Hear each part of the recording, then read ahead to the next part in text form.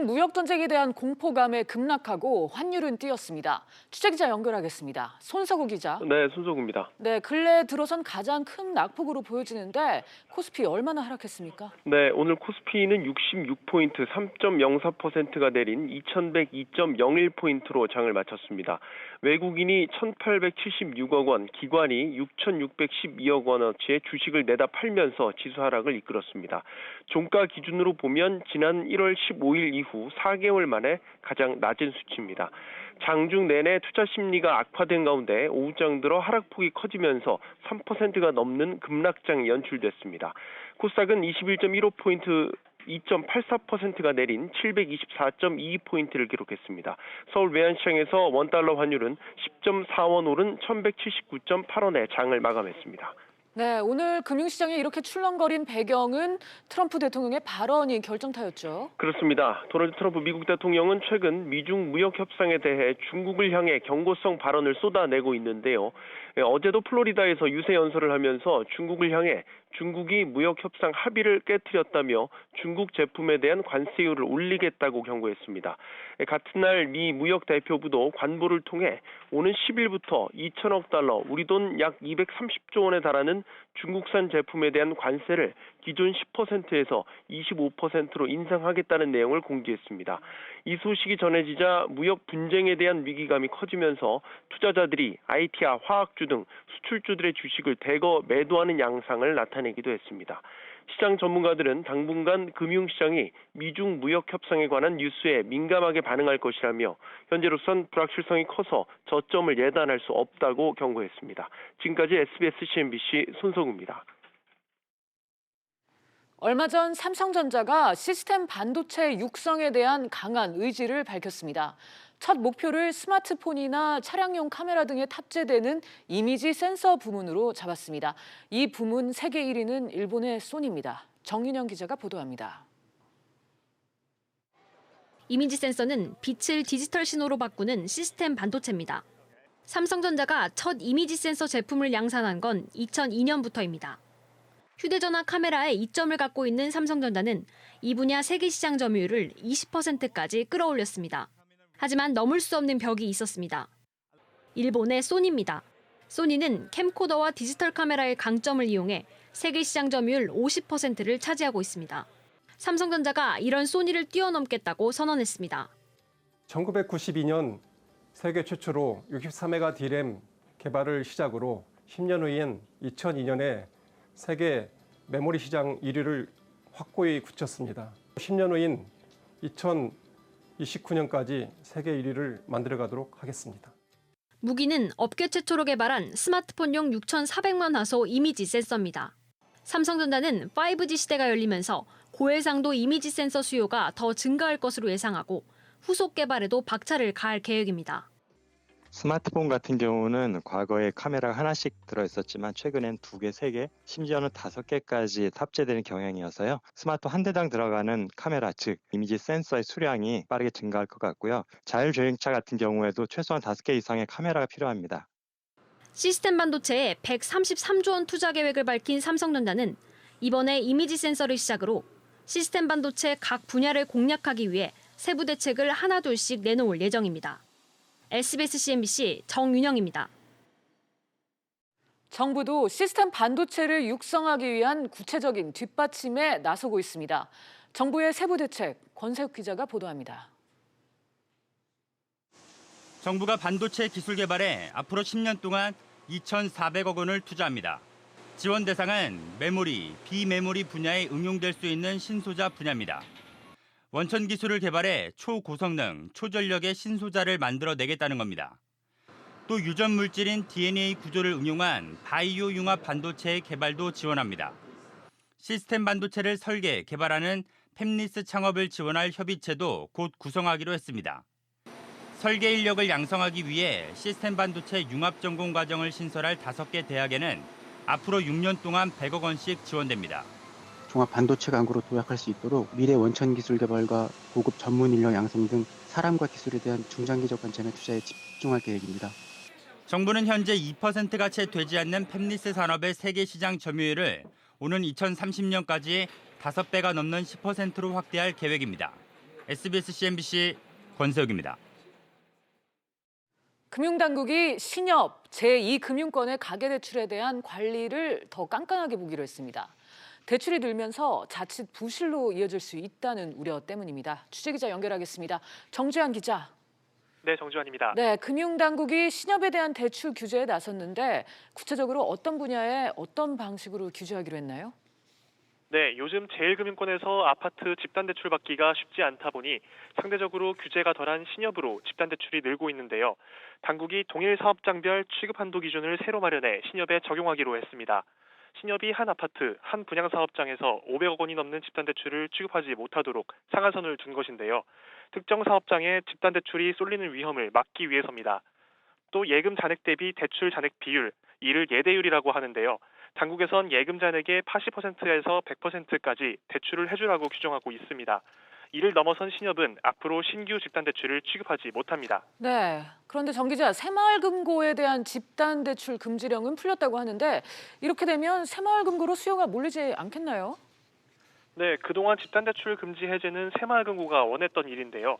당국이 이를 허용했다고 해서 실제로 집단대출 취급 규모를 늘리기는 어려울 전망입니다. 금융당국이 총대출에서 집단대출이 차지하는 비중을 현재는 평균 7.4% 정도인데 이 이내로 유지하라는 엄격한 지침을 내려서입니다. 금지령은 풀어줬지만 뛰지 못하도록 여전히 묶어놓은 셈입니다. 나아가 현재 시중은행 등 제1금융권에서 시행되고 있는 총부채 원리금 상환 비율, 즉 DSR 규제를 6월부터 제2금융권에도 적용할 예정입니다.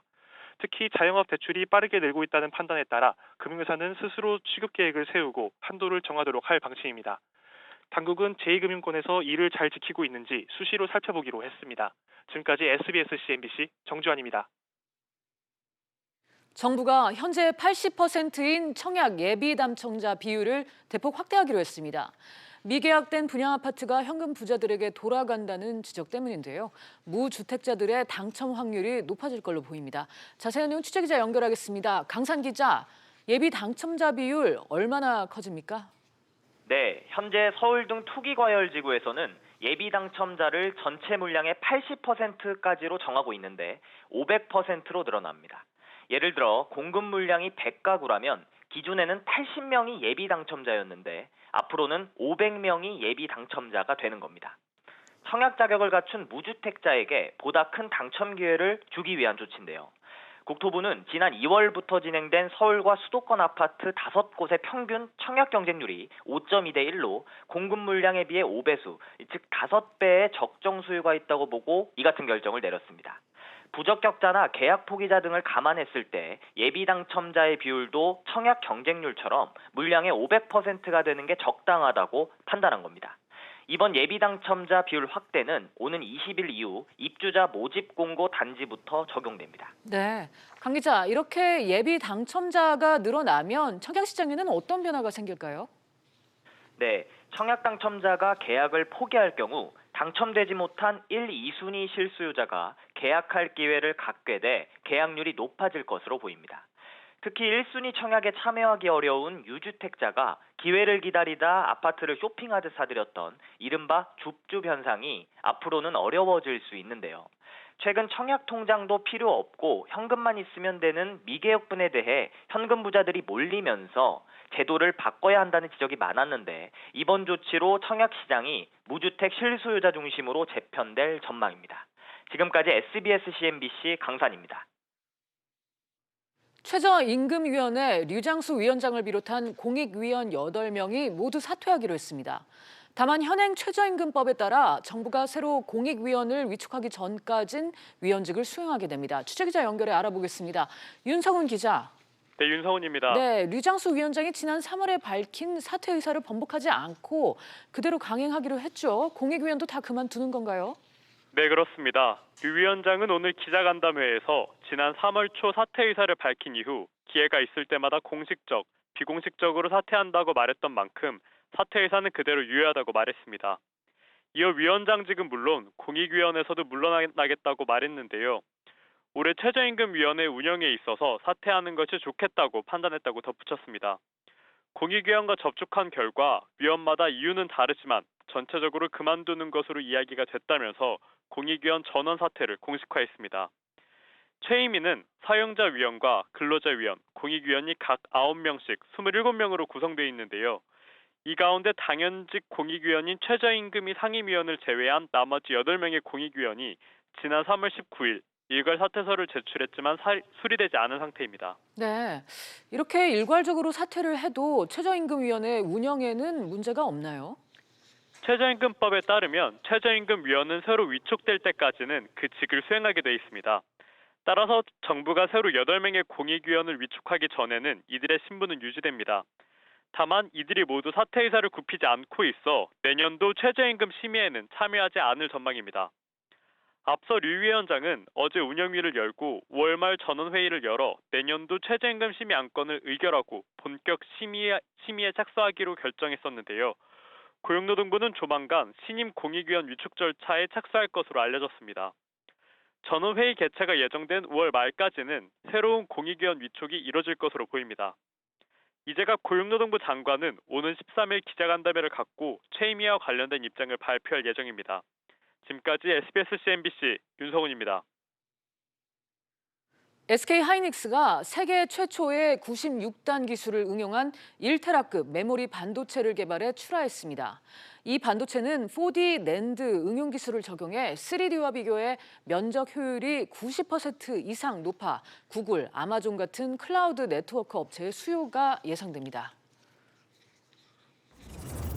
한국은행이 현재 금융 상황이 여전히 완화적이라고 평가하면서 금리 인하에 신중한 입장을 나타냈습니다. 한은은 통화 신용정책 보고서에서 성장세 회복이 이어지고 물가 상승률이 목표 수준에서 안정될 수 있도록 완화적 정책 기조를 유지하면서 통화 정책을 운영하겠다고 밝혔습니다.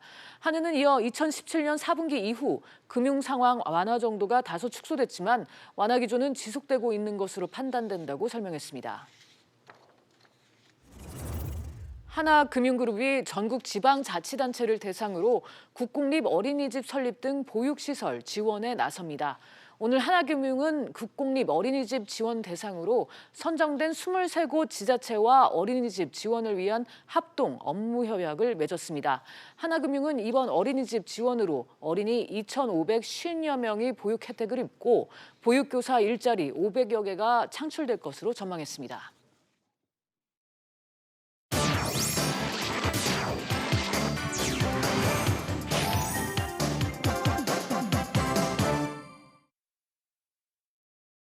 주요 이슈를 체크해보는 시간입니다. 오늘은 김대중 세종대 경영학부 교수 그리고 정철진 경제평론가와 함께하겠습니다. 두 분 어서 오세요. 네, 안녕하십니까. 네, 그럼 오늘 첫 번째 이슈부터 보겠습니다. 금융시장 출렁. 미중 양국의 무역전쟁 재발 우려가 금융시장을 덮쳤습니다. 코스피는 3% 넘게 폭락했고 원달러 환율은 10원 넘게 급등을 했는데요. 앞으로 전개될 시나리오에 따라서 파장이 커질 전망입니다. 먼저 평론가님, 네. 말 그대로 금융시장의 불안감이 커지고 있죠? 네, 거의 이제는 공포의 수준에 달아오르고 있는데요. 네. 실은 오늘 같은 경우에 이제 5월 옵션 만기일이 겹쳤습니다. 그래서 그러네요. 어제와 그제를 보면 상대적으로 우리나라 증시가 뭐 아시아라든가 미국, 유럽 증시에 비해서는 덜 빠졌거든요. 네. 그래서 뭐 선방했다 이런 평가도 많이 받았었는데 오늘 뭐 아시아, 유럽도 많이 조정을 받았지만 그 모든 것들을 하루에 다 받으면서 3% 넘게 보통 시장이 3% 넘게 빠지면 우리가 뭐 조심스럽지만 폭락이라는 얘기를 씁니다. 네. 근데 그런 상황이 보여졌고요. 더 지금 걱정이 되는 거는 원달러 환율입니다. 우리나라 같은 경우에 환율에 대한 트라우마가 있는데 네. 지금 역외 환율까지 보면 1183원. 이게 불과 2주 반, 3주 전에 1130원대였거든요. 네. 이게 이제 1183원까지 왔고 약 한 30분 전에 또 북한에서 불상의 발사체를 발사했다는 네, 발표가 그런 나오고 소식이 있으면서 전해지네요. 이게 지금 다시 또 내일 시장까지 좀 연계될 수 있는 그런 네. 상황이 됐습니다. 자, 우리뿐만 아니라 지금 아시아 주요국 증시도 일제히 하락세를 보였죠? 예, 그렇습니다.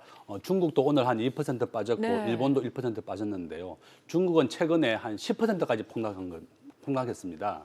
지금 보면 이제 전 세계에서 이제 미국과 중국을 비교해 보면 미국의 GDP는 23조 달러예요. 중국이 19조 달러. 네. 그렇게 우리나라가 1.5조 달러거든요. 그러니까 우리나라가 아주 뭐 엄청나게 비중은 낮은데 미국과 중국이 전 세계 GDP에 이렇게 높은 비중을 차지하면서 양국에 서로 패권 경쟁을 하고 있는 겁니다. 지금까지 미국이 전 세계 경제를 좌지우지했는데 앞으로 한 3년 정도 안에는 중국이 미국의 GDP를 능가할 것으로 보이거든요. 네. 그런데 미국의 입장에서는 매년 100조 이상을 중국이 흑자로 남긴 거예요. 그러니까 트럼프 대통령 입장에서는 내가 대통령으로 있는 한도 내에서는 매년 이렇게 100조씩 중국이 흑자를 남기는 것은 눈뜨고 볼 수 없다. 그래서 오늘 10일부터는 이제 중국에서 미국으로 수출하게 되면 관세를 10% 부과했습니다. 지금까지는. 그런데 이걸 25%로 올려가지고 중국이 미국에 그 수출하는 것을 많이 낮추겠다. 이런 목적입니다. 그래서 이러한 그 미국과 중국의 다툼이 계속되니까 아시아, 유럽 전 세계 주가가 큰 폭으로 하락하고 있는 것입니다. 네, 이 미국과 중국의 무역 전쟁 오늘 밤에 결판 나게 되는데 협상 전망이 상당히 어둡습니다. 도널드 트럼프 미국 대통령은 중국이 막판에 합의를 깼다 이런 주장도 했는데 평론가님 어떻게 보세요? 그렇습니다. 이제 이 워딩 중국이 네. 합의를 깼다 이게 실은 충격을 더했는데요. 그 내용을 이제 뜯어보면 합의를 지금 깼다는 뜻이 아니라 네. 원래 잘 가던 합의를 중국이 깼다. 그래서 그러니까 트럼프 대통령이 어쩔 수 없이 2천억 달러에 네. 10일이라는 기한으로 25% 고율 관세를 지정한 것이다. 네. 그러나 지금 류호 부총리가 올라오고 있기 때문에 오늘 내일 이틀간의 협상을 통해서 뭐 어쨌든 결과를 지켜보자라는 그러니까 합의를 깼다라는 게 지금 벌어진 것은 아니고요. 네. 합의를 원래 했던 걸 깼기 때문에 자신이 고율 관세 25%를 꺼내든 거다라는 명분에 대한 설명이었습니다. 네. 그럼에도 불구하고 시장이 지금 낙관하지 않는 게 바로 중국도 만에 하나 25%의 고율 관세를 매기게 되면 1분 뒤에 뭐 작습니다. 왜냐하면 미국에 대한 원래 수입품이 작기 때문에 네. 한 600억 달러에 우리도 보복 관세를 똑같이 매기겠다라고 하면서 결코 중국이 굴복하거나 뭐 항복하거나 뭐 밑지는 장사를 하겠다 이런 모습을 지금 안 보이고 있습니다. 이게 그러네요. 아마도 시장이 처음에 그러니까 지난 주말에 트럼프 대통령이 처음 언급했을 때는 잘 되겠지 하다가 네. 왕창 이제는 안 될 것 같은 이제 공포가 들어오게 된 그런 단계가 된 거죠. 네. 교수님 이런 미중 간의 분위기 도대체 몇 달을 끌었는지 모르겠어요. 어떻게 보세요? 지금까지의 이런 그렇습니다. 상황. 지금 현재 미국이 원하는 것은 중국에서 지적재산권입니다. 네. 지적재산권이 어떤 건가 하면 우리 과거에 우리 대학교 다닐 때만 해도 미국의 원서를 학교 앞에 복사를 많이 했습니다. 그런데 이제 미국의 책값이 막 100달러가 넘거든요. 10만 원, 20만 원 하거든요. 그러니까 이제 우리나라는 지금 현재 지적재산권을 다 인정을 해서 더 이상 대학교 앞에서도 복사를 안 해줍니다. 근데 중국은 지금도 대학교 앞에서 해적판, 네. 복사를 해가지고 책을 쓰는 거예요. 이게 바로 지적재산권입니다. 그래서 교과서라든지 이런 지적재산권, 그다음 환율 문제, 또 우리가 이제 유치산업보호론이라 그래서 중국의 국유기업이 미국 기업과 대응하기 위해서는 굉장히 경쟁력이 약하니까 중국 정부가 국영기업한테 많은 돈을 대줬거든요. 보조금을. 그런데 이런 보조금 주는 것, 지적재산권 관련된 모든 것을 중국이 법을 개정해서 더 이상 이렇게 불법을 저지르지 않겠다는 약속을 하라고 했는데 중국의 입장에서도 미국의 그 요구사항을 법 개정까지 해서 들어줄 수가 없는 상황입니다. 우리나라의 입장에서는 우리나라 전체 수출의 33%예요. 3분의 1을 중국에 수출하고 중국은 우리나라의 수입품을 우리나라에서 수입해서 그걸 가공해서 미국에 수출하고 있거든요. 그러니까 미국과 중국이 무역 분쟁을 하니까 한국의 수출이 큰 폭으로 하락하고 우리나라의 전체 수출의 10%는 미국입니다. 우리나라와 가장 큰 교역국이 중국이다 이렇게 보게 되는데 이 두 강대국이 이렇게 분쟁을 하게 되니까 우리나라 전체 경제가 큰 영향을 받고 주가도 이렇게 큰 폭으로 하락한 것입니다. 그렇군요. 지금 이제 따져볼 수 있는 시나리오는 결국 협상이냐 불발이냐 이에 따른 무역 전쟁의 종전과 확전 두 가지일 것 같은데요. 이 각 시나리오에 따라서 금융시장에 미칠 파장 엄청 크겠죠? 그렇습니다. 이제 만에 하나 극적 타결 뭐 이런 네. 보도가 난다면 아마 지금에 빠진 부분도 바로 되돌리고요. 나아가서 추세적인 상승까지도 바라볼 수 있을 정도로. 왜냐하면 2018년부터 본격적인 세계 증시가 조정을 받은 데 핵심 요인이 실은 미중 무역 분쟁, 패권 전쟁이 컸었거든요. 그럴 가능성이 있지만 우리가 너무 낙관할 상황은 아닌 것 같습니다. 만에 하나 이번에 류호 부총리와 미국의 협상단이 타결이 못 돼서 그대로 못한 채 날아가게 된다면 당장 내일부터 이제 미국과 중국이 관세 폭탄 치고받기가 나오게 되거든요. 그렇다면 뭐 한동안은 전 세계 금융시장은 조정을 받을 수밖에는 없고 특히 우리나라 한국 경제의 수출 부분이 굉장히 타격을 받게 될 그렇죠. 거예요. 이미 네. 반도체 경기도 이제 쪼그라든 마당에 수출까지 타격을 받게 된다면 뭐 당장 우리나라 무역 수지 같은 경우에 5월부터는 흑자를 장담할 수가 없는 그런 상황이 될 수도 있는 이제 그런 상황이어서 일단은 오늘 밤이 굉장히 중요할 것 같고요. 뭐 일각에서는 연기라는 카드도 있다라고 하는데 저는 네. 이제는 연기란 카드는 좀 배제해야 될 것 같아요. 그러니까 여기까지 왔는데 여기에서 양국이 이 사안을 연기할 것 네. 같지는 않거든요. 그래서 근데 좀 걸리는 부분이 이제 로버트 라이트하이저라고 현재 미국 USATL 대표가 네. 지금 이번 협상에 선봉에 섰는데 이 라이트하이저가 과거에 일본을 굴복시켰던 플라자 협정이 있습니다. 네. 이제 엔화 인유적인 했던 그때 팀장이었던 거예요. 음. 그러니까 이 한 국가를 패권국인 미국이 어떻게 공략하고 손보는가에 있어서는 굉장히 좀 이 도 같은 사람이기 때문에 이번에도 라이트하이저가 나섰다라는 것이 네. 아마도 초강경 모드로 나설 가능성이 높습니다. 교수님, 사실 우리나라 입장에서는 우리가 지금 어떻게 할 수 없는 그런 환경이잖아요. 예, 그렇습니다. 우리나라가 적절하게 대응할 수 있는 방법이 있긴 있는 겁니까? 지금 뭐 한국의 입장으로서는 아까 말씀하신 것처럼 환율도 큰 걱정입니다. 1,200원 가까이 육박하고 있고 저는 이제 우리나라 외환 보유고도 좀 걱정이에요. 우리나라가 한 4,500억 달러인데 대만은 지금 7,500억 달러입니다. 우리나라가 GDP로 한 1.5배 정도 되는데 중국은 그 국가 GDP 한 80% 정도를 외환 보유고로 보유하고 있고 우리나라는 이제 외환 전체 GDP의 한 30%밖에 보유하고 있지 않거든요. 그래서 외환 위기가 또 날 수 있다고 내가 항상 걱정을 하고 이제 우려하고 있는데 네. 이렇게 미국과 중국이 무역 분쟁을 하게 되면 우리나라 전체 GDP의 한 80%를 교역에 의존합니다. 우리나라는 전 세계에서 제조국이 굉장히 강하고 무역 의존도 아주 높은 나라거든요.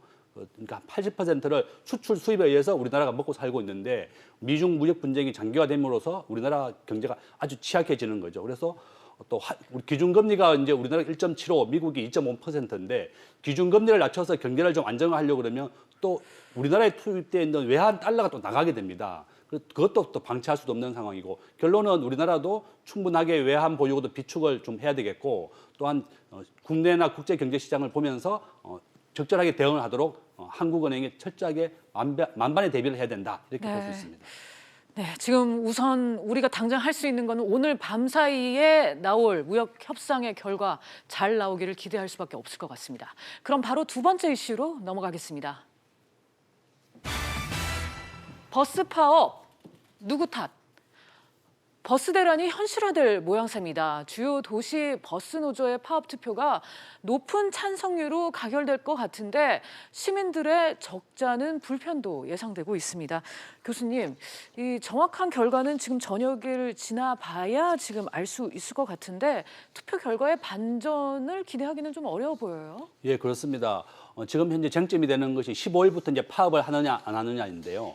우리 서울의 이제 버스 기사의 평균 급여가 한 390만 원 정도 되고 네. 경기도가 한 310만 원 좀 됩니다. 정부는 이제 52시간제로 이제 탄력 근로제 이제 그걸 딱 해서 주말 해서 52시간만 일하고 과거에 우리 버스 기사가 68시간 일했어요. 그러니까 버스 기사가 급여가 줄어드는 부분이 한 30만 원에서 한 100만 원 정도 됩니다. 그러니까 버스 기사 입장에서는 근무 시간이 줄어드는 건 좋은데 여유 있게 쓰려고 그러면 돈이 있어야 드는데 100만 원 정도의 급여가 줄어드는 상황에서 근무 시간도 줄어드니까 또 버스 기사가 더 일을 하고 싶어도 법적으로 이제 못 하게 되거든요. 네. 그러니까 거기 7월 1일부터인데요. 그러니까 버스 기사 입장에서는 95%로 파업하겠다. 정말 이게 생계가 달려 있다. 그죠? 그래서 이제 버스 기사들이 요구하는 것은 서울은 지금 현재 그 적자 부분에 대해서 정부가 도와주고 있습니다. 그러니까 중공영제인데요. 이렇게 중공영제로 좀 하든지 보전을 좀 해주든지 자기들이 파업하지 않게 그래서 정부와 지자체 이렇게 버스 회사가 서로 이렇게 아주 곤란한 상황에 놓여 있습니다. 네, 평론가님, 지금 전국 버스 2만 대 운행하지 않게 될 지금 확률이 높아졌는데 교통 대란 근데 이제 오겠네요. 조금 희망을 갖는 것이 이번에는 이제 파업 찬반 투표입니다. 네. 그래서 이제 찬성적으로 가결이 된다라고 해서 이게 바로 15일부터 파업이 시작되느냐?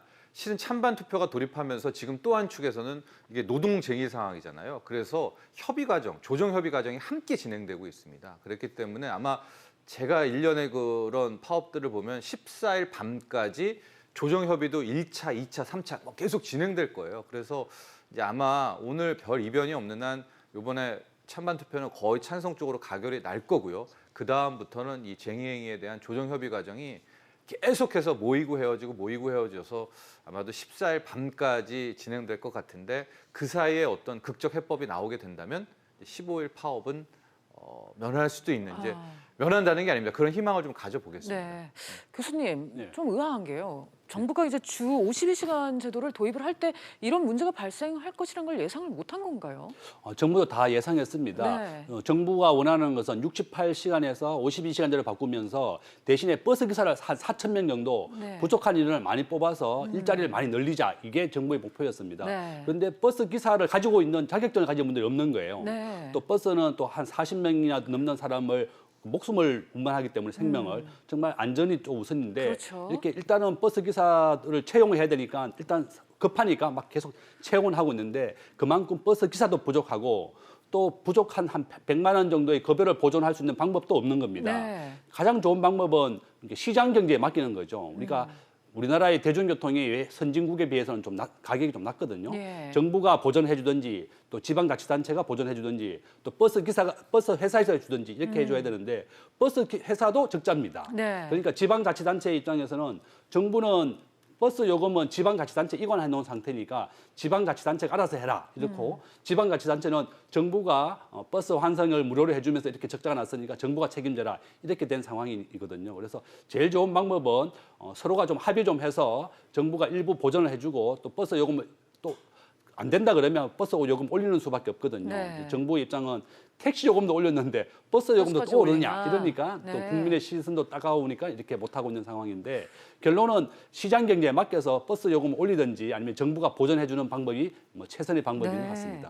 아무래도 이제 근본적인 원인 해결이 시급해 보이는데 평론가님, 지금 이 핵심을 경기도가 쥐고 있다는 얘기가 나오네요. 그건 약간 좀 쿠션을 돌리는 건데요. 네. 지금으로서 가장 찾을 수 있는 해법은 버스 요금 인상입니다. 버스 요금이 인상되면 어쨌든 버스 회사가 수익성이 좋아지겠죠. 그러니까 그 여력을 통해서 그 주 52시간으로 통해 가지고 깎이게 되는 그 뭐 월급을 보전해 주는 이런 방안인데 그런데 지금 지자체에서는 버스 요금 인상을 굉장히 꺼립니다. 왜냐하면 당장 요금 인상안이 나오면 시민들의 그렇죠. 반발이 거세거든요. 네. 근데 경기도 같은 경우에는 이재명 지사가 있고요. 서울에는 또 박원순 시장. 근데 이 지자체 장들이 약간 좀 우리가 다른 차원으로 보면 또 대권 잠룡 후보들입니다. 그래서 그러네요. 오히려 이분들은 좀 올리기보다는 내리겠다는 이런 쪽에 이제 방향들을 틀어잡고 있는 거예요. 그래서 지자체 장들은 오히려 올릴 생각은 없고 국토부는 우회적으로 정부는 지자체에서 올려라 뭐 이렇게 되는데 제가 생각하는 아마 타협점은 지자체 반, 뭐 정부 반에서 네. 뭐 재원 마련해가지고 요금 인상에 어느 정도 뭐 지원을 해준다 이런 건데요. 근데 그 인상이라는 자체도 또 시민들에게는 큰 부담이 되는 거 아니겠습니까? 네. 그래서 이때는 좀 당분간은 이 합의 내용을 좀 지켜봐야 될 것 같습니다. 네, 정말 현명한 이 해결 방법 시급해 보입니다. 그럼 이슈체크 오늘 마지막 이슈로 넘어가겠습니다. 삼바 논란, 몸통은 누구? 삼성 바이오 공장 바닥에 서버와 노트북을 숨긴 직원이 어제 구속이 됐습니다. 이어서 삼성전자 소속 임원 2명에게도 영장을 청구를 했습니다. 아직 결과는 안 나왔는데요. 분식회계와 관련된 증거인멸에 관여한 혐의를 받고 있습니다. 관련해서 좀 자세하게 짚어보도록 하겠습니다. 평론가님, 네. 이 검찰의 깔끝이 점점 날카로워지고 있어요. 그렇죠. 이제 숨긴 것을 숨기라고 삼바의 회사 바닥에다 숨기라고 지시한 사람을 일단은 백모 상무로 지목을 하고 있고요. 네. 근데 그 백모 상무의 인물 구도를 좀 보면 그 위에는 누가 있느냐? 현재 삼성전자 이제 TF팀이라고 하는 세간에서는 전 미래전략실 미전실이라고 불리는 곳에 정모 사장이 있습니다. 그러니까 정모 사장 계열 밑에 백상무가 이번에 지시를 내렸다는 백상무가 있으니까 백상무를 수사하다 보면 당연히 정 사장까지 올라가게 될 텐데 이 정 사장은 또 삼성 내에서는 이재용 부회장의 오른팔. 물론 이재용 부회장이 뭐 오른팔 왼팔 이렇게 되지는 않으니까 이재용 부회장이 최측근이라고 네. 바라보고 있거든요. 그렇다면 결국 이 백상무 그다음에 정모 사장 다시 이재용 부회장으로 올라가는 거의 핵심 몸통을 이번에 검찰 수사가 노리고 있는 것이 아닌가 이렇게 분석됩니다. 네, 교수님 도대체 얼마나 중요한 자리길래 이 공장 바닥에 숨겼을까요? 삼성바이오는 이제 우리나라 시가총액이 한 20조 원나 됩니다. 삼성그룹이 이제 삼성물산과 제일모직이 합병을 하고 또 제일모직이 삼성바이오를 합병하면서 이제 생성된 건데요. 삼성바이오를 합병함으로 인해서 이재용 회장이 이제 부회장으로 승진하면서 총수가 되는데 큰 기여를 한 겁니다. 그러니까 당시에 삼성바이오에 분식회계 자료가 있었던 겁니다. 이게 서버에 이재용, 뭐 JY라든지 또 이제 합병 이런 그 검색과 관련돼 있는 서버가 보관되어 있었던 거죠. 삼성전자에서는 그 삼성바이오에서는 당시에 검찰 수사가 나오기 전에 서버를 다 교체했었어요. 그러니까 서버에 남아있던 것이 없도록 완전히 교체를 했었는데 이것이 발각이 된 겁니다. 그러니까 검찰은 이재용 회장 관련된 합병이라든지 삼성바이오의 분식회계에 관련된 자료가 이 서버에 다 있으니까 또 이렇게 대법원 판결 앞두고 있는 상황이고 이러니까 지금 검찰에서는 이 삼성바이오 분식회계를 잡아서 삼성바이오의 그 이재용 회장이 승계되는 부분까지 다 건드려 보겠다는 것이 검찰의 입장이고 삼성바이오는 분식회계는 없다. 뭐 당시에 요건 그 시장 상황에 따라서 이루어진 것이다. 이렇게 보고 있는 입장입니다. 네, 평론가님, 네. 이 시간이 좀 걸리긴 했지만은 자료 확보에는 성공한 셈인데 이 이재용 부회장 입장에서는 지금 난처한 상황이 아닐까 그런 생각이 들거든요. 그렇죠. 이제 이재용 부회장은 마지막 대법원 판결을 지금 기다리고 있는 상황인데 만에 하나 이 삼성바이오로직스 수사는 아직 이제 여기는 1심도 지금 진행이 안 되고 있거든요. 근데 이 정도의 속도로 또 이렇게 몸통을 향한 검찰 수사가 된다면 이게 이야기가 뭐 대법원 판결을 늦춰야 된다 뭐 이렇게 되고 오히려 이 삼바 사건이 또 하나의 이재용 부회장에게 있어서는 이제 큰 부담으로 다가올 수가 있습니다. 그럼 이것까지 같이 증명해야 되고 뭐 뇌물 사건 이게 연계돼 있기 때문에 현 상황에서 이재용 부회장은 굉장히 좀 난처한 그런 입장이 되는 거죠. 네, 이와 관련해서 박용진 국회의원도 한마디 했습니다. 관련해서 영상 하나 보고 돌아오겠습니다.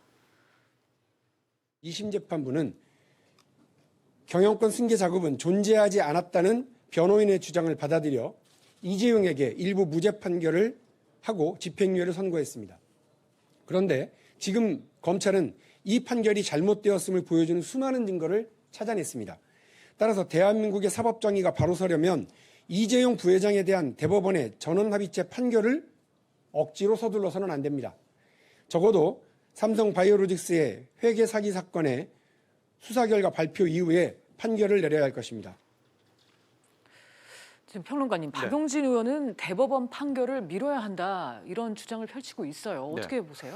저도 지금 현재 검찰 수사의 속도라든가요, 검찰 수사의 이 질을 보면 굉장히 빠른 시일 내에 어쨌든 뭐 1심에 있어서의 뭐 증거라든가 이런 것들이 될 것 같거든요. 그렇기 때문에 아마도 대법원에서도 스스로가 이 정도까지 삼성바이오로직스의 검찰 수사가 나오고 이것이 당시에 이재용 부회장의 경영권 승계와 연결되어 있다는 것을 계속해서 어필을 한다면 최소한 1심 이후까지는 대법원 판결이 미뤄질 가능성도 좀 높아 보입니다. 네, 교수님, 만약에 정말 판결이 미뤄진다면 이 사안이 주는 영향이 만만치 않을 것 같은데요? 예, 그렇습니다. 이재용 회장도 당시에 그 사건 때문에 영어의 몸이 돼가지고 감옥에 몇 달 있다 나오셨는데요.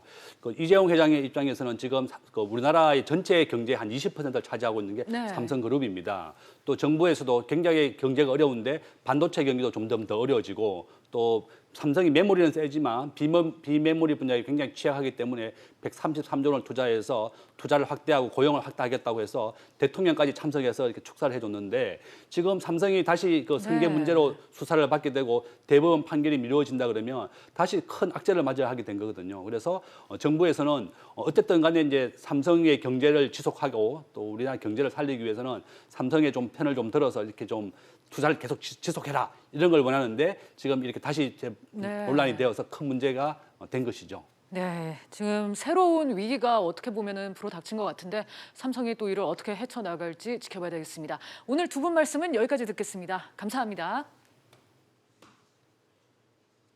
계속해서 경제 집중 토론 리얼 토크로 이어가겠습니다.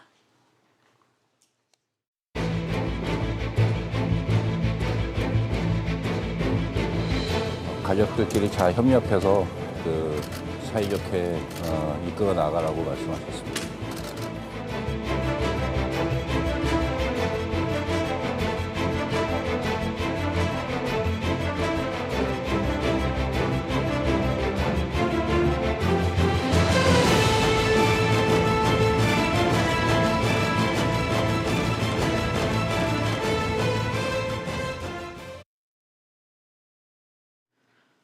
공정자산 총액이 10조 원 이상인 기업, 이를 두고 대기업 집단이라고 합니다.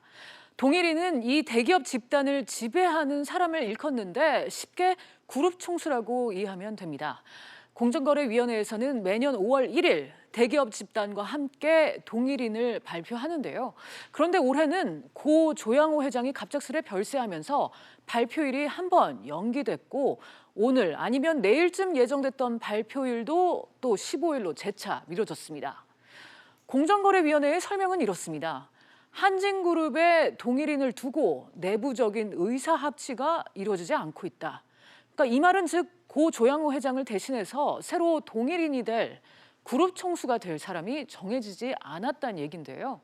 사실 고 조양호 회장의 장례식이 끝난 후 한진그룹은 속전속결로 조원태 대한항공 사장을 그룹 회장으로 선임을 했습니다.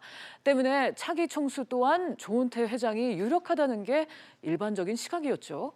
그런데 내부적인 의사합치가 이루어지지 않고 있다. 이 말이 조금 묘하게 들립니다.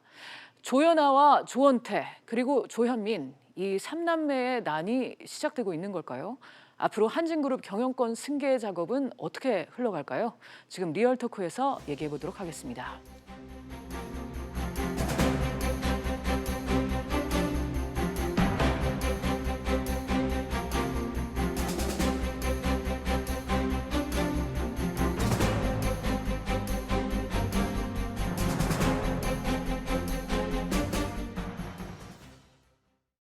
오늘 리얼토크 두 분 모셨습니다. 최진봉 성공회대 교수 그리고 김병민 경희대 겸임교수 나오셨습니다. 두 분 어서 오세요. 안녕하세요.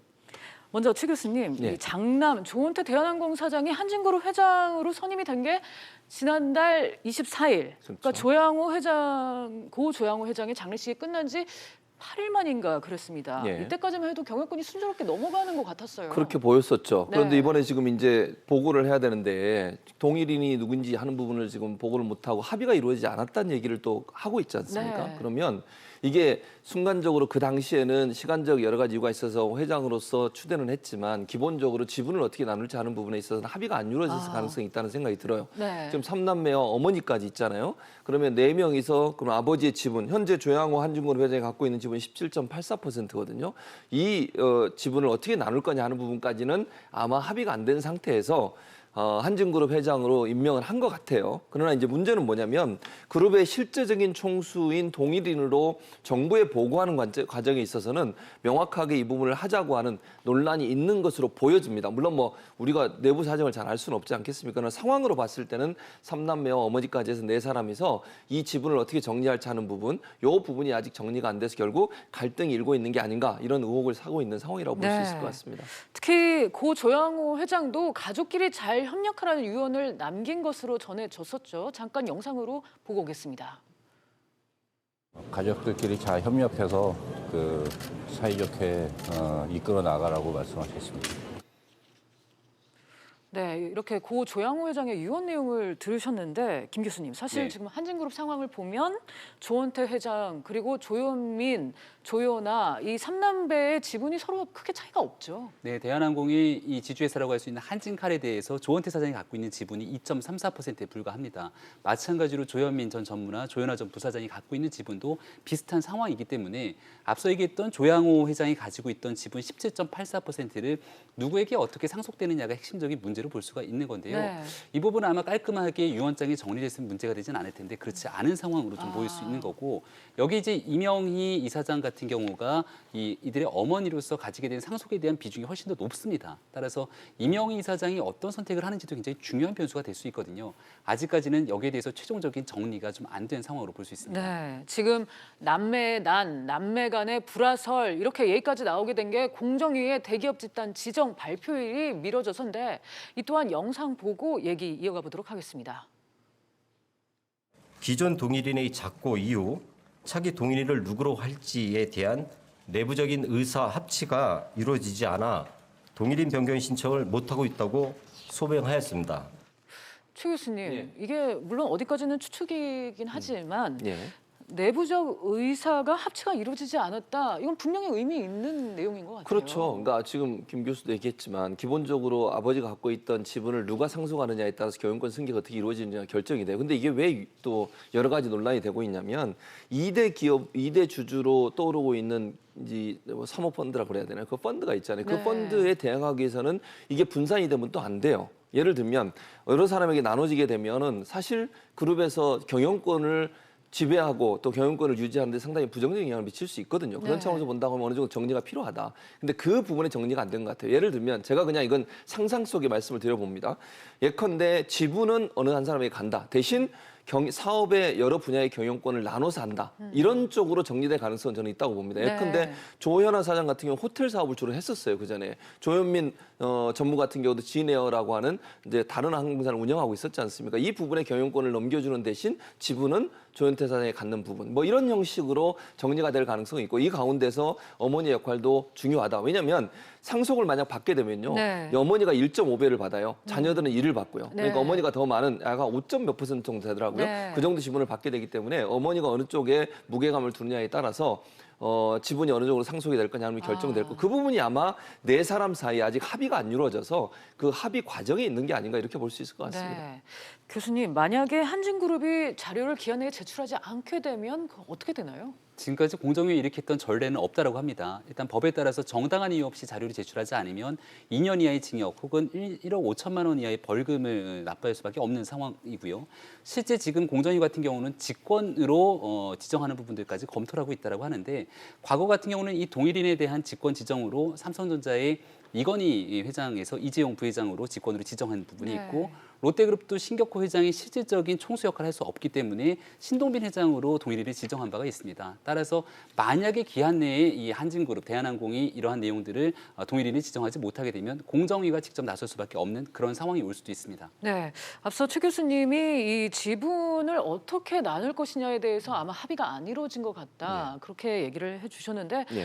지금 분위기를 어떻게 전망하세요? 저는 아까 제가 잠깐 언급해드렸는데 아마도 제 네. 개인적인 생각입니다. 이거는 뭐 어떻게 될지 모르겠지만 조현태 현 이제 회장이 됐죠. 어쨌든 회장이니까 회장에게 지분이 어느 정도 좀 몰리고 대신 경영하는 부분에 있어서는 나눠 가질 가능성이 있다는 생각이 들어요. 네. 예를 들면 뭐 호텔 사업이라든지 아니면 2차 항공 사업이라든지 네. 이런 부분들은 두 남매가 나눠 가져서 경영권이 독립될 수 있도록. 사실 이 사건 있기 전에 잘 아시는 것처럼 조중훈 전 선대 회장이 지금 조양호 회장한테 넘어갈 때도 형제의 난이 있었잖아요. 네. 그때 사실 기업이 분리가 돼가지고 각자 맡은 영역을 가지고서 떨어져 나갔어요. 그런 차원에서 아마 조현태 지금 이제 사장 같은 경우도 지분은 조현태 사장한테 줘서 경영권을 방어하도록 하고 대신 업무를 일단 호텔 부분이나 다른 사업 부분을 두 남매에게 나눠주면서 합의가 이루어질 가능성은 충분히 있다고 보고 그 과정에서 어머니가 아마 중재자 역할을 하지 않겠는가 그런 생각이 듭니다. 김 교수님, 요즘 이제 뭐 KCGI 강성부 펀드의 위협까지 감안을 하면 지금 조은태 회장이 아버지 지분은 물론이고 누나와 동생하고 협력을 많이 해야 되는 그런 상황 아니겠습니까? 그러니까 최종적인 지분 관계를 정리하지 않게 되면은 지금 강성부 펀드뿐만이 아니라 국민연금으로부터 스튜디오 DCP 코드 도입을 최초로 도입될 수 있도록 했던 게 사실 대한항공 이 남매의 갑질 문제 아니었겠습니까? 그런 측면에서 바라보건대 여론의 흐름까지 살펴가면서 내부의 단속을 해야 되는 굉장히 절대절명이 중요한 상황에 놓이게 된 것이고요. 이 조현아 전 부사장, 조현민 전무 같은 경우에는 사회적 물의를 일으켰기 때문에 대중으로부터 지탄을 받고 있습니다만 그 전까지만 하더라도 적극적으로 대한항공 내 그리고 진에어라든지 여러 가지 카로텔 네트워크 등의 경영에 참여한 바가 있습니다. 따라서 이 두 자매 같은 경우도 조은태 회장 체제로 가더라도 아마 경영에 적극적으로 참여할 수 있는 의지를 내비친다면 이 부분을 쉽게 정리하기는 어려울 것 같고 결국 여기에 대한 총괄적인 키를 쥐고 있는 건 이명희 이사장이 아닐까 싶은데요. 얼마 전에 조현아 부사장이 재판을 받고 나오는 과정 속에서도 우리 아가라고 이명희 이사장이 얘기하는 측면을 봤을 때 아마 그룹 전체에 대한 이 문제를 풀어나가는 데 굉장히 중요한 역할을 하지 않을까 싶습니다. 네, 자 이런저런 상황 속에서 한진그룹이 일단 그룹 내에 남매 간 분쟁 가능성에 대해서는 선을 그었습니다. 잠시 그 내용을 보면요. 관련 서류 제출이 늦어진 것일 뿐이다. 오는 15일 안에 관련 서류를 제출할 것이다. 이렇게 해명을 했습니다. 자. 김 교수님, 저희가 앞서서 이제 상속세나 KCGI의 지분 다툼 얘기를 계속해서 했는데 이 조은태 회장으로서는 이 내부 갈등설부터 수습을 해야 될 것 같아요. 네, 그러니까 내부 갈등을 수습해야지 그 다음 대한항공이 겪고 있는 위기들을 돌파할 수 있을 거라 생각이 되는데요. 대한민국의 2대 항공사라 그러면 대한항공이 있고 아시아나항공이 있지 않습니까? 근데 아시아나항공도 최근에 여러 가지 위기 때문에 결국은 다른 재벌로부터 이 아시아나항공에 대한 인수가 진행될 가능성이 높은데 현금 유동력이 굉장히 높고 경쟁력이 높은 누군가가 아시아나항공을 인수하게 된 뒤에 대한항공과 본격적인 경쟁을 벌이게 된다면 네. 이 또한 대한항공 입장에서는 굉장히 큰 위협이 될 것이고요. 외부적인 요인으로서 유가 상승이라든지 여러 가지 지금 경영상으로 풀어야 될 난제들이 산적했습니다. 이러한 내용들을 이 안에 있는 소위 말하는 남매들 간의 다툼으로 인해서 만약 대한항공의 경영권이 이 공중으로 향하게 된다면 여기에 대한 모든 지탄을 받을 수밖에 없는 터라 아마 내부적으로 굉장히 심각한 논의를 거치고 있지 않을까 생각이 됩니다. 네, 이렇게 삼남매의 갈등설이 불거진 게 어제 바로 어버이날이었습니다. 또 아이러니하게도 어제는 고 조양호 회장이 별세한 지 꼭 한 달이 되던 날이었는데 최 교수님, 예. 이 사이좋게 이끌라는 아버지의 유언도 있긴 했는데 사실 제가 문득 든 생각이 뭐 호텔, 그다음에 대한항공, 그다음에 예. 저가항공사 이렇게 예. 나눈다고 했을 때 예. 요즘 또 물론 대한항공이 대표적인 사업이긴 하지만 저가항공도 상당히 성장을 하고 있잖아요. 그렇죠. 이거를 맞습니다. 또 나눠 갖기가 쉽지 않을 것 같다는 생각도 들거든요. 그렇죠. 그렇지만 그럼에도 네. 불구하고 합의를 이루기 위해서는 일정 부분 포기할 부분이 필요한 것 같아요. 만약에 그런 것까지 경영권까지 만약에 두 여성에게 남매에게 주지 않고 조현태 회장이 다 갖겠다 이렇게 네. 돼버리면 사실 합의가 안 이루어지잖아요. 지금 동일인 지정이 안 되는 것을 내부적인 의사합쳐가 이루어지지 않아서 동일인 지정이 안 되고 있다라고 공정위가 공식적으로 발표를 했으니까 내부적으로 동일인을 누구로 할 거냐 하는 부분이 합의가 안 됐다고 하는 것을 명확하게 보여주는 사실인 거고요. 그렇다고 하면 조현태 회장 입장에서는 뭔가 본인의 경영권도 방어하고 또 기업을 계속 이 상태로 계속 유지하기 위해서는 두 사람의 도움이 반드시 필요한 상황 아니겠어요? 그런 상황이라고 하면 일정 부분 본인이 좀 손해를 보는 부분이 있거나 네. 아니면 이해관계는 좀 따져봐야 돼요. 왜냐하면 지분을 갖게 되면 또 조현태 회장이 갖고 있는 이익도 있을 수 있지 않겠어요? 그런 부분들이 좀 논의가 되고 나서 좀 그 그룹 경영에 있어서는 일정 부분 좀 분산돼서 경영이 되고 운영이 될 수 있도록 하는 그런 차원으로 가지 않을까 하는 생각이 듭니다. 네, 한진그룹으로서는 지금 하루빨리 경영 정상화를 이뤄야 할 텐데 김 교수님은 어떻게 보세요? 그러니까 고 조양호 회장 같은 경우는 여러 가지 어려움에도 불구하고 물류 산업에 대한 외기를 걸어왔기 때문에 지금의 대한항공을 만들 수 있지 않았습니까? 네. 지금의 대한항공에 대해서 주어지게 된 삼남매의 갈등이라고 하는 부분을 외국에서 바라봤을 때는 과연 이 대한항공을 제대로 이끌어갈 수 있는 경영의 능력들을 보여주고 있는가가 많은 사람들의 초점이 될 겁니다. 그렇기 때문에 국민연금이라든지 강성부 펀드 등도 이러한 내용들을 바탕으로 볼 것이고요.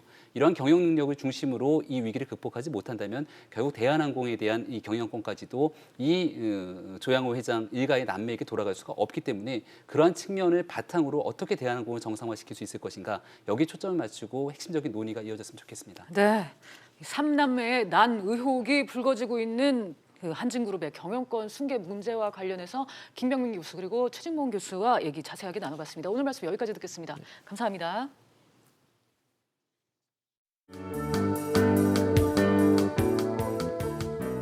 안녕하세요. K웨더 라이프스타일 예보 김단비입니다. 현재 전국 대부분 지역에 건조특보가 발효 중입니다.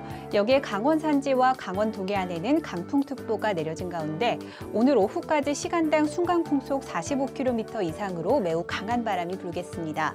바람은 오늘 밤부터 차차 잦아들 것으로 보이지만 내일도 곳곳으로 건조특보는 계속되겠습니다. 계속해서 불씨 관리 잘해주시기 바랍니다. 한편 내일 중부와 경북을 중심으로 미세먼지 농도가 짙겠습니다. 여기에 한낮에는 강한 햇볕이 내리쬐며 자외선 지수와 오존 농도 모두 나쁨 단계가 예상되는데요. 가급적 불필요한 외출은 자제하시는 게 좋겠습니다. 중부지방 서울의 아침 기온 13도, 낮 기온 26도로 오늘보다 기온이 더 오르겠고요. 일교차가 매우 크게 벌어지겠습니다. 동해안 속초와 강릉은 13도에서 시작해 한낮에는 24도까지 오르겠고요. 울진의 낮 기온은 21도가 되겠습니다. 남부지방 대구와 광주, 전주는 한낮에 기온이 30도 가까이 오르며 다소 덥게 느껴지겠습니다. 당분간 맑은 날들이 계속되면서 대기의 건조함이 점차 확대되겠고요. 기온은 점점 더 올라 초여름 날씨를 보이겠습니다. 날씨였습니다. BJ 플러스 오늘 준비한 내용은 여기까지입니다. 다음 뉴스는 7시 뉴스 프리즘으로 이어집니다.